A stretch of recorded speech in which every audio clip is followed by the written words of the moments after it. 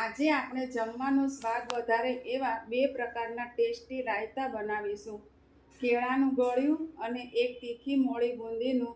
એના માટેની સામગ્રી જોઈ લઈએ.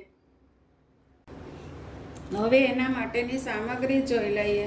તો બંને રાયતા માટે મેં 500 ગ્રામ દહીં લીધું છે અને ગળ્યું રાયતું બનાવવા માટે મેં બે કેળા, ખાંડનું ગોરું, રાઈનો ગોળો, તુલસી પત્તા અને મરચું. તીખું રાયતું બનાવવા માટે મેં બંને પ્રકારની બુંદી લીધી છે, તીખી અને મોળી. મીઠું, લાલ મરચું પાવડર, ધાણા જીરું પાવડર, કોથમીર અને ડેકોરેશન માટે દાડમના દાણા. હવે આપણે ગળ્યું રાયતું બનાવવાની શરૂઆત કરી દઈએ. તો સૌથી પહેલાં આપણે આ રાઈના ગોળો લઈશું, તુલસીના પત્તા અને આપણે આ મરચું લીધું હતું એના કટકા કરી લઈશું. અને એ ત્રણેય વસ્તુને એકસાથે આપણે ખાંડી લેવાની છે.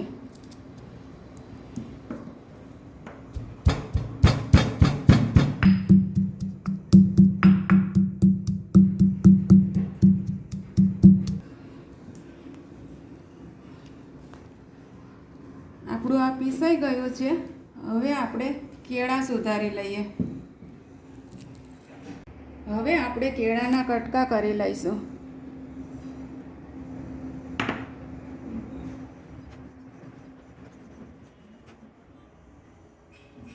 કેળાના કટકા આપણે ઝીણા કરવાના છે, બહુ મોટા નથી કરવાના.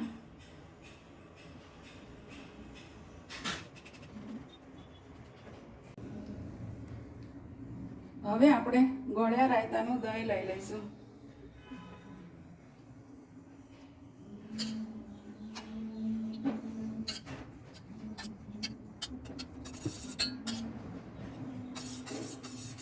એમાં આપણે આ રાઈનો ગોળો એડ કરી દઈશું.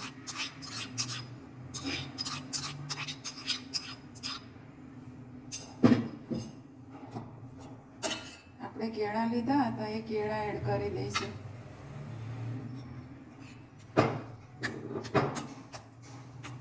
અને આપણે દહીંના ભાગનું જ આપણે બુરું લેવાનું છે. 3 ચમચી જેટલું બુરું.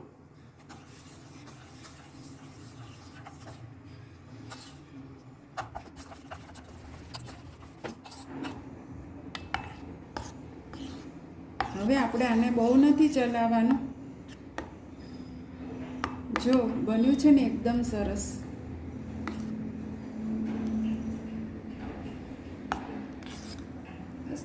હવે આપણે તીખું રાયતું બનાવવાની શરૂઆત કરી દઈએ. તો એના માટે આપણે આની અંદર પહેલાં મરચું એડ કરીશું. બુંદી તીખી છે એટલે મરચું આપણે થોડુંક જ એડ કરવાનું છે. ધાણા જીરું પાવડર, મીઠું,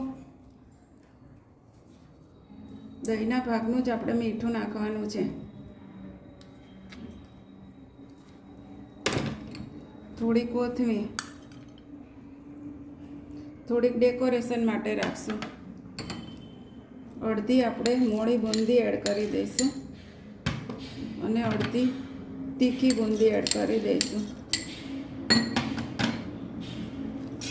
હવે એને ચલાવી લઈશું.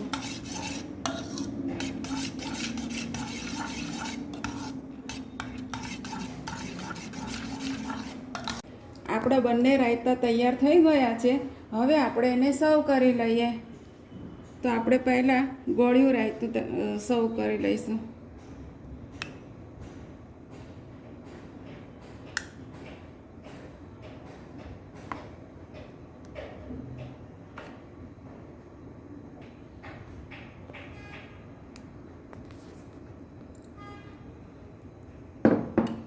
હવે આપણે આ તીખું રાયતું સર્વ કરી દઈશું.